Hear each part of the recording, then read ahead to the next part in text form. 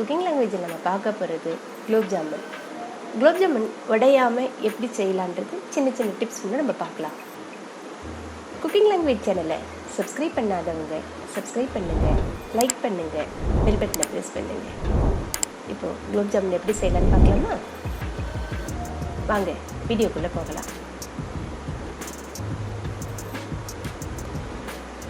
நான் இந்த குலோப் ஜாமுன் செய்யறதுக்கு எம்டிஆர் குலோப் ஜாமுன் மிக்ஸ் வாங்கி எடுத்து வச்சுருக்கேன்.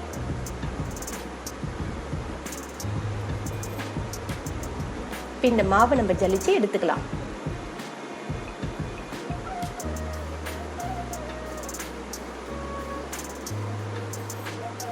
மாவை ஜலிச்சு செய்யும் பொழுது மாவு ஒன்றும் சாஃப்டாக இருக்கும், அதனால் மாவு ஜலிச்சு எடுத்துக்கோங்க. இப்போ பாருங்கள் மாவு எவ்வளோ சாஃப்டாக இருக்குதுன்ட்டு.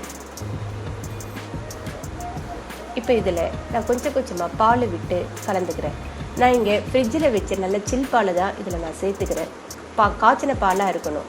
உங்கள்கிட்ட சில் பால் இல்லைனாக்கா நம்ம காய்ச்சி வச்சுருக்க பாலை நல்லா ஆற வச்சுட்டு இதே போல் சேர்த்து மிக்ஸ் பண்ணி எடுத்துக்கோங்க. பால் தான் சேர்க்கணும்னு அவசியம் இல்லை, நீங்கள் தண்ணி கூட சேர்த்து மாவை பிசைஞ்சு எடுத்துக்கலாம். இங்கே நான் பால் சேர்த்து பிசைஞ்சு எடுத்துக்கிறேன்.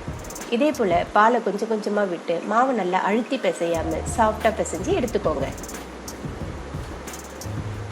நம்ம சப்பாத்தி மாவு பிசைறோம் இல்லையா, அதை விட கொஞ்சம் இலகனா போல் இருந்ததுனாக்கா ரொம்ப நல்லாயிருக்கும். இப்போ பார்க்குறதுக்கு ரொம்ப தண்ணியாக இருக்கிறா போல் இருக்கும், ஆனால் இப்போ கொஞ்ச நேரம் ஆக ஆக மாவு நல்ல பதத்துக்கு வந்துடும்.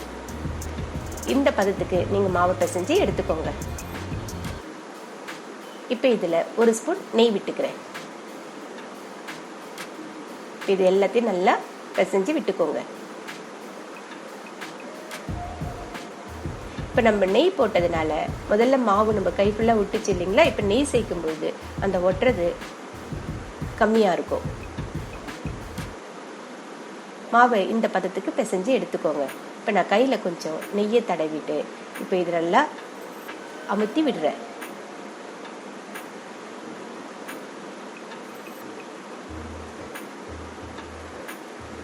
இப்போ நம்மளுடைய குலோப் ஜாமுன் மாவு ரெடி ஆயிடுச்சு.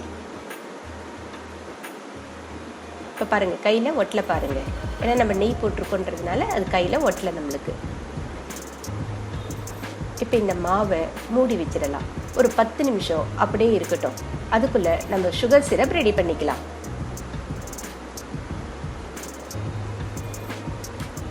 நான் ஒரு பாத்திரம் வச்சுட்டேன். ஒரு பாக்கெட் மாவுக்கு நான் 1/2 கிலோ சுகர் எடுத்திருக்கேன். இப்போ இதுக்கு 750 ml தண்ணி சேர்த்துக்கிறேன்.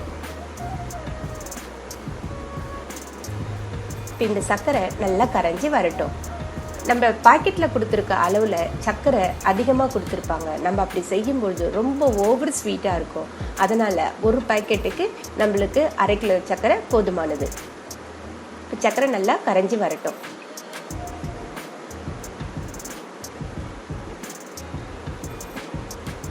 சர்க்கரை நல்லா கரைஞ்சி வருது.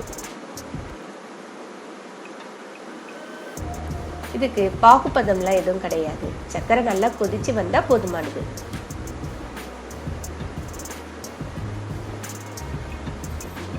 சர்க்கரை நல்லா கரைஞ்சி வந்துடுச்சு. இப்போ சர்க்கரையில் நிறைய தூசி இருக்கும், அதனால் இந்த சர்க்கரையை தண்ணியை நம்ம ஃபில்டர் பண்ணி எடுத்துக்கலாம்.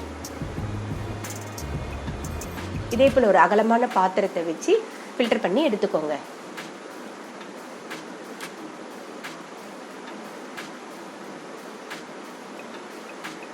இப்போ இந்த தண்ணியை நல்லா கொதிக்க விடலாம்.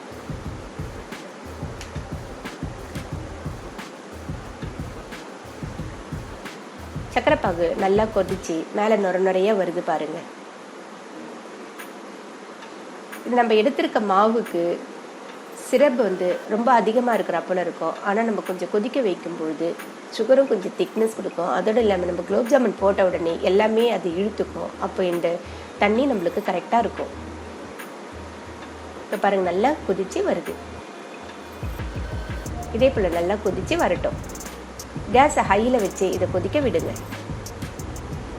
இப்போ சிரப் நல்லா கொதிச்சு வந்துடுச்சு. இப்போ நம்ம கேஸை நிறுத்திட்டு இதை ஆறட்டுன்னு ஒரு பக்கமாக எடுத்து வச்சிடலாம். இப்போ நம்ம மூடி வச்சுருந்தோம் இல்லையா மாவு, இப்போ பாருங்கள் எப்படி வந்திருக்கு பாருங்கள். இப்போ நான் கையில் நல்லா நெய்யை தடவிக்கிட்டேன். நான் சின்ன சின்ன உருண்டையாக உருட்டி எடுத்துக்கிறேன்.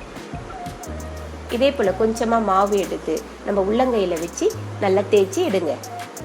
பாருங்க, எந்த வீரலும் இல்லாமல் நம்மளுடைய உருண்டை ரெடியாகி வந்திருக்கு. இப்போ இதே போல் எல்லா மாவையும் நான் உருண்டை உருட்டி எடுத்துக்கிறேன். இப்போ உருண்டை பொரிக்கிறதுக்காக நான் ஒரு கடாயில் எண்ணெய் வச்சுக்கிறேன். எண்ணெய் ரொம்ப சூடாகவும் இருக்கக்கூடாது, சூடு இல்லாமல் இருக்கக்கூடாது. இப்போ நம்ம கை வச்சோம்னாக்கா அதில் ஹீட்டு தெரியணும், அந்த சூடு இருந்தால் போதுமானது. நம்ம ரொம்ப சூடு வைக்கும்பொழுது நம்ம போட்ட உடனே அது ப்ரௌன் கலருக்கு வந்துடும். அதனால் மிதமான சூட்டில் இதை பொரிச்சு எடுங்க. இப்போ நம்ம உருண்டை உருட்டி வச்சுருக்கோம் இல்லையா, அதை எல்லாத்தையும் நம்ம எண்ணெயில் சேர்த்துக்கலாம்.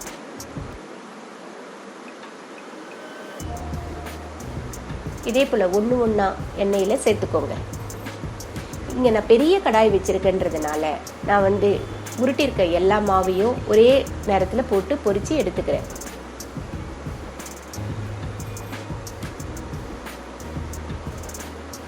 எண்ணெய் மிதமான சூட்டில் இருக்கிறதுனால அது நல்லா வெந்து வருது பாருங்க.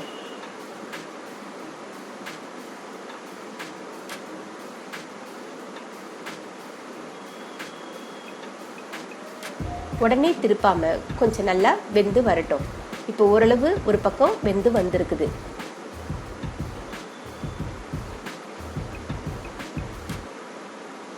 இப்போ இதை நம்ம அப்படியே திருப்பி விட்டுக்கலாம். கேஸு சிம்மிலே இருக்கட்டும். அப்போதான் நம்ம சிம்மில் வச்சு வேக வைக்கும்பொழுது தான் உள்ள எல்லாம் நல்லா வெந்து வரும். நம்ம ஹையில் வச்சு வேக வைக்கும்பொழுது உள்ள மாவாட்டம் இருக்கும், இல்லை ஒரு மாதிரி கட்டியாட்டம் இருக்கும். அதனால் இதை நல்லா சிம்மில் வச்சு இதே போல் திருப்பி போட்டு வேக வைங்க. நம்மளுக்கு 2 பக்கமும் நல்லா வெந்து வந்திருக்குது.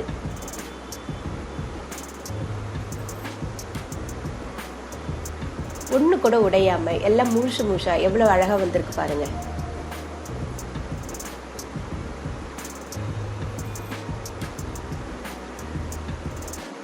எனக்கு இந்த பதமே போதும், அதனால நான் எடுத்துக்கிறேன். உங்களுக்கு இன்னும் கொஞ்சம் ப்ரௌனாக வேணும்னாக்கா இன்னும் கொஞ்சம் நேரம் வச்சிருங்க.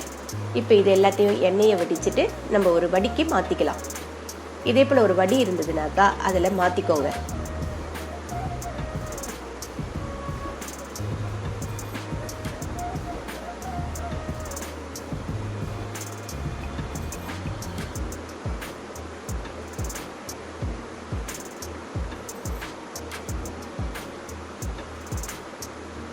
எல்லாத்தையும் எண்ணெயை வடிச்சிட்டு நம்ம வடிக்கு மாற்றிக்கணும். இப்போ நம்ம ரெடி பண்ணி வச்சிருக்க இல்லையா சுகர் சிரப், இப்போ நல்லா ஓரளவு ஆறி இருக்கு. இப்போ நம்ம பொரிச்சு வச்சிருக்க குலோப் ஜாமுனை அதில் சேர்த்துக்கலாம். சேர்த்து இதே போல் நல்லா கலந்து விட்டுக்கோங்க.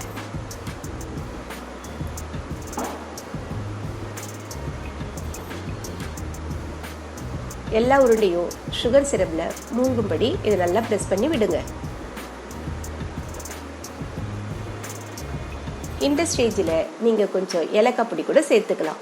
இல்லை உங்களுக்கு வெண்ணிலா எசன்ஸு அது போல் எசன்ஸ் எதனா உங்களுக்கு தேவைப்பட்டாலும் நம்ம சுகர் சிரப் காய்ச்சும் போதே அதை சேர்த்து நீங்கள் காய்ச்சி எடுத்துக்கலாம். இல்லை கூட கொஞ்சோண்டு குங்குமப்பூ டேஸ்ட்டு பிடிக்கும்னாக்கா குங்குமப்பூ கூட இதில் சேர்த்துக்கலாம். நான் இப்போ எதுவுமே சேர்க்கல, பிளைனாக தான் இந்த ஜீராவை நான் காய்ச்சி வச்சுருக்கேன்.